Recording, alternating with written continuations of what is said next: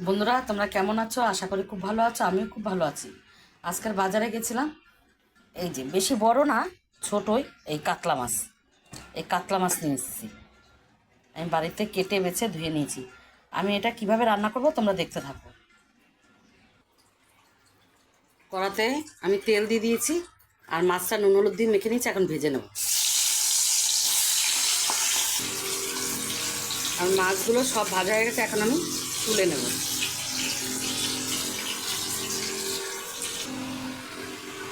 মাছ ভাজার তেলের মধ্যেই আমি জিরা, শুকনো লঙ্কা, তেজপাতা দিয়ে দেবো।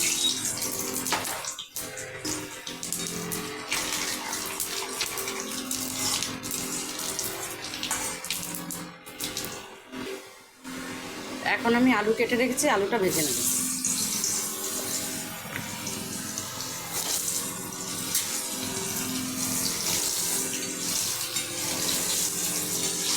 আলুটা একটু লাল লাল করে ভেজে নেব। আলুটা আমার লাল লাল করে ভাজা হয়ে গেছে। এখন এখানে আমি আদা আর একটু পেঁয়াজ বেটে রেখেছি, দিয়ে দেবো।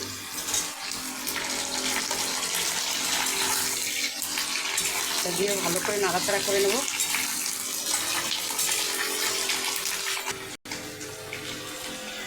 আমি এখানে কষিয়ে নিলাম একটু মশলা দিয়ে।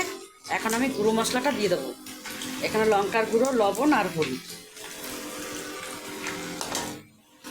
দিয়ে আবার ভালো করে কষাবো। আমি এখানে চিচিঙ্গা কেটে রেখেছি, চিচিঙ্গা দেবো। এবার দিয়ে আবার একটু ভালো করে কষাবো।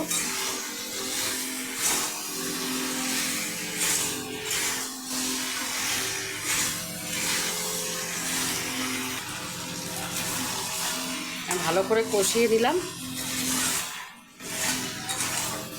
এখন আমি পরিমাণ মতন জল দিয়ে দেবো।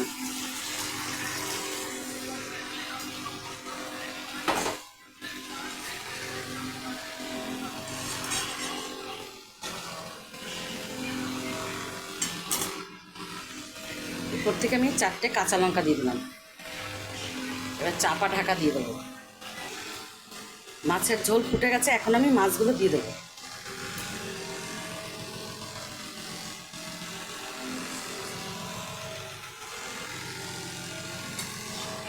সব মাছগুলো দিয়ে দিয়েছি।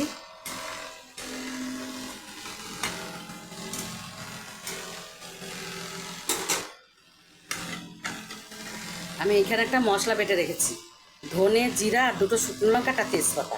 এবার আমি এটা দিয়ে দেবো। এটা ভেজে বেটে রেখেছি, এখন এটা দিয়ে দেবো।